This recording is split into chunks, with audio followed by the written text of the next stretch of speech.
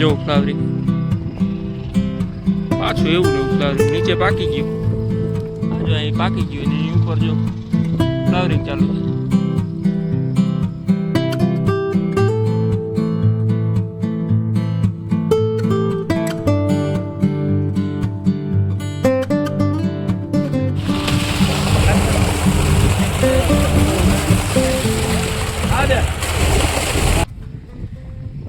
જય માતાજી YouTube family, સ્વાગત છે નવા બ્લોગ વિડીયોમાં. કેમ છો તમે બધા? મજામાં જશો તો ફરી એક બ્લોગ ચાલુ કર્યો છે ને બ્લોગ ચાલુ કર્યો છે વાડીએથી.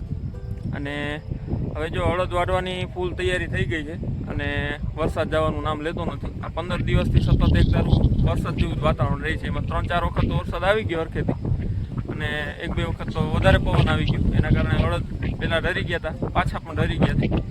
અને આ વરસાદ આવ્યો ને એના કારણે એક બીજો પ્રોબ્લેમ આવ્યો છે.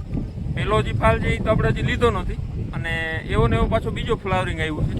એ હું તમને બતાવું કે જે અડદમાં પાછું ફ્લાવરિંગ કેવું આવ્યું અને એમાંય પાછું તાત્કાલિક આ 15 દિવસની અંદર ફૂલ પણ આવી ગયા અને સિંગું ભરાઈ ગઈ. હું તમને બેય બતાવું કે એનું ફ્લાવરિંગ કેવું છે પાવરવાળું.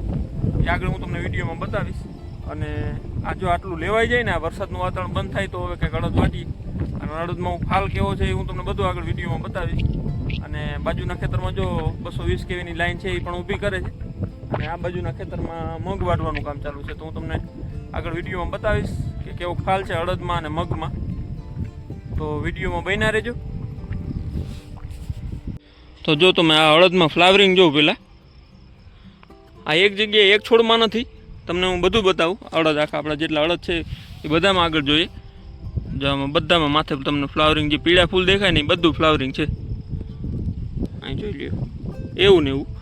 અને આ અડદ આપણે બધા પાકી ગયા. આ જો અડદ છે એ અડદ બધા પાકી ગયા છે. અને જે કાળી સિંગુ છે બધી પાકી ગઈ છે. આપણે અડદ પહેલાં જે ફાલ આવ્યો ને અને બીજો ફાલ આવ્યો ને એ તો જો અહીંયા તમારી સામે છે. એ આ ફાલ છે એ આપણે છેલ્લે 15 દિવસની અંદરમાં બધું થઈ ગયું. જો આ ફાલ આવી અને પાછી જો સિંગુય ભરાવા આવી છે. એટલે હવે આમાં ફાયદો તો નથી, કેમ કે આગલો જે ફાલ છે એ 50% નુકસાની થાય અને આ 10% આવે વધારે, એ કાંઈ ફાયદો છે નહીં. તો એવી રીતે છે બધું. અત્યારે જો અડદ વરસાદના વાકે ખાલી લટકા છે. જો આ તમે ફાલ જો હજી તો આવે છે ફાલ, જોઈ લે નાનું નાનું તમને સિંગું જોયું. અને આ બધા તો થોડાક આગળ આવી ગયા ઉપર. એટલે આવું બધું ફાલ છે. અને જે પાકેલો છે એ આપણે લેવા નથી દેતા. જ્યાં નીચે બધું પાકી ગયેલું છે એ લેવા નથી દેતા. અને કેવો ફાલ છે કોમેન્ટ કરજો. અંદર તમને બતાવું, એ તો નહીં બહુ ખબર પડે.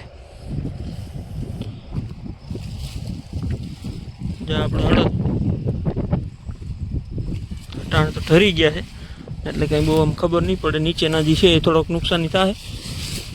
જ્યાં નીચે છે ને આ નુકસાની થાય. જ્યાં નીચેના જે બધા છે ને એ બગડી જવાના છે. બાકી ફ્લાવરિંગ તો બહુ સારું આવ્યું હતું પહેલાં પણ. ને આ જે આવા રીતે કંઈક અડદ છે, આ અડદ છે ને બગડી જાય. જા મોટો વલ છે તો ને એની સિંગુ જો ઉપર સિંગુ પણ હતી પણ એ બગડી જવાના છે. હવે ઉપર છે એ બધું હાથમાં આવશે.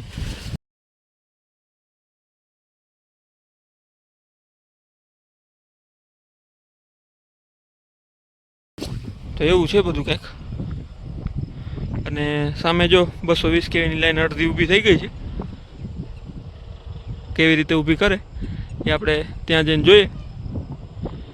અને બાજુના ખેતરમાં મગ વટાય છે તો એ હું તમને બતાવું. આવી રીતે છે મગની ખેતી. અને મગમાં એ પાછો ફાલ તો આવે જ છે. આ બધું ઉપર છે એ પાછો ફાલ જ છે, પણ અડદના પ્રમાણમાં ઓછો છે. બાકી જો આ ફાલ આવી ગયો એટલે મગ છે સારા. આ વિરાટના છે 300 રૂપિયાના કિલો બિયારણ વાવેલું છે.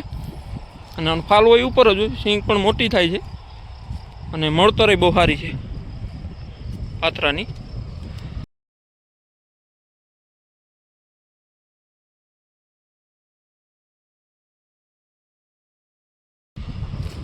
ચારો પણ થાય પણ સારો, પણ હવે હાથમાં આવે તો. અત્યારે તો કંઈ નક્કી નથી કે ચારો હાથમાં આવે. તો આ છે મગ અને અડદ, બેમાં કેટલો ફેર છે કોમેન્ટ કરજો. તો 20 kVની લાઈન ઊભી કરવાની મહેનત ચાલુ છે. આટલો પોલ પહોંચ્યો છે, એનું મટીરિયલ બધું નીચે પડ્યું છે અહીંયા, અને ખેતરમાં મગ પણ ઊભા છે. એટલે આ ખેતરમાં જે ગદળ થયો છે એનું વળતર પણ આપવાના છે આ ઝેટકોવાળા. પણ એ નુકસાન ને ગદળા એ ખેતર તો પછી 1 વર્ષ તો એમાં કાંઈ બહુ થાય નહીં સરખું. આના માટે જે મટીરિયલ આવે એ બધું ગદળ તો કરે જ. અને આમાં જે મગ હતા એ મગમાં પણ એવી નુકસાની થઈ છે. જોઈ લો, આ બધું સીંગું છે, વરસાદના કારણે નુકસાની એવી બધી. આ જોઈ લ્યો. એટલે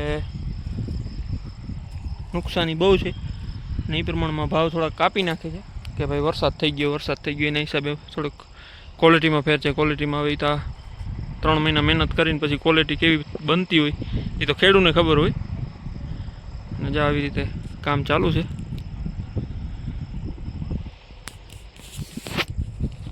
તો હાલો ફેમિલી, આજ માટે એટલું જ છે. વિડીયો સારો લાગે તો લાઈક કરો, શેર કરો અને સબસ્ક્રાઈબ કરવા વિનંતી. મળીએ એક નવા બ્લોગમાં. ત્યાં સુધી આવજો. જય માતાજી.